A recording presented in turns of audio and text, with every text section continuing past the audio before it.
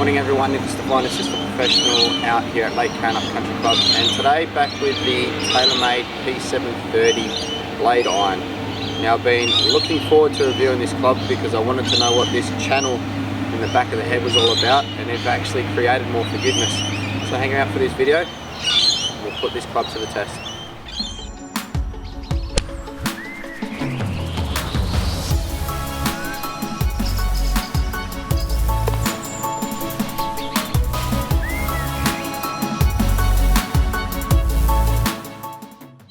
So, as per usual, we'll go through the head and we'll talk about the technology in the head.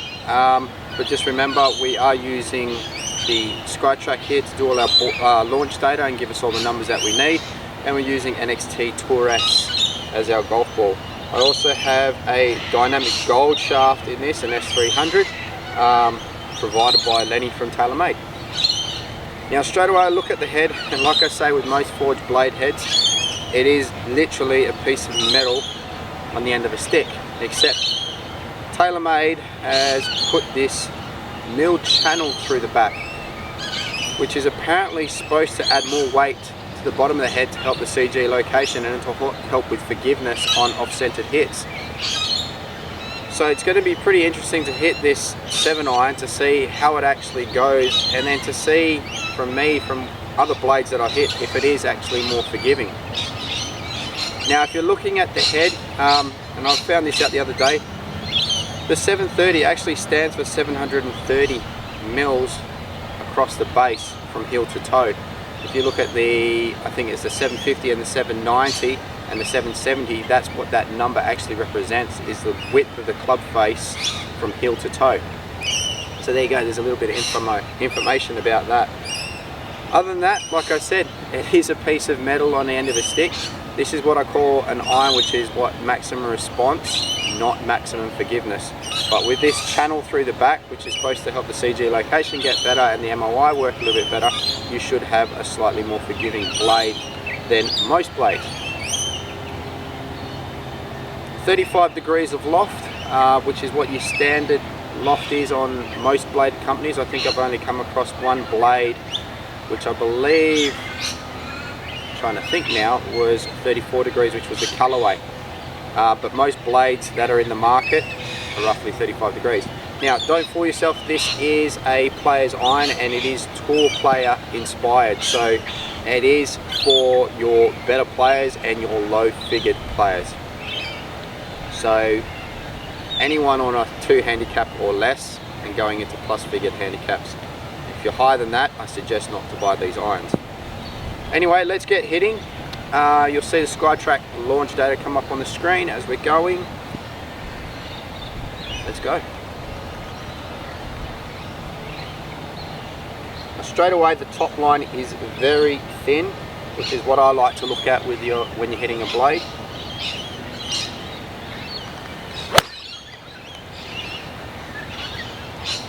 So after one shot, I have to say, felt solid off the face. Now I didn't really catch that one too well, so it'll be interesting to see what the numbers say. Not too bad. But like I said, this is not about, or not for the player who mishits a lot of shots. You need to be making sure that you're puring every shot when you're hitting a blade, or else you're really going to see the difference between a good strike and a bad strike.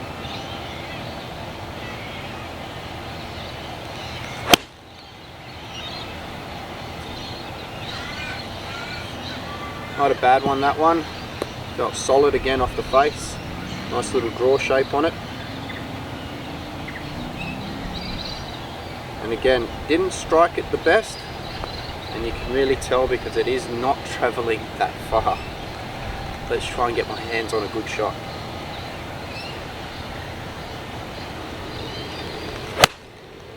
Funny enough, even though I'm not hitting it that well, I've got to say that I'm not actually missing the target line by too far. I mean, I've only just got out here this morning and just started whacking away with this, so I haven't really had a warm-up, so that's a pretty good thing to see from a bladed iron. Alright, a couple more.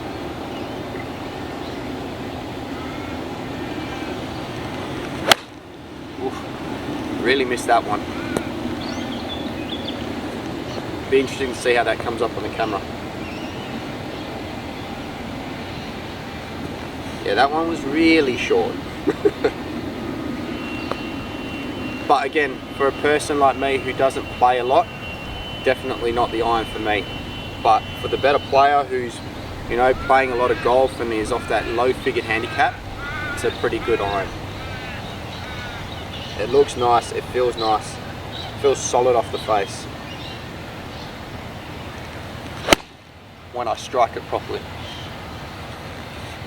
Quite a high ball flight, a lot higher ball flight than what I'm used to seeing off the blade. In comparison to most of the other blades that I've hit, this does fly a little bit higher, and that's probably because of that cutout channel in the back, which put the CG location a little bit lower, help it get up in the air. But then that's why the MOI is there with this iron as well. Anyway, there you have it. TaylorMade P730 blade iron. Like I said, piece of metal on the end of a stick. But like I said, why I really wanted to hit this iron was to see if this cutout channel in the back of the head was going to do what they say it's going to do. I actually thought it was just there initially for decoration, but it actually does, and I actually have to admit that, you know, I haven't struck it too well today, but that channel's obviously added a little bit of forgiveness to the head.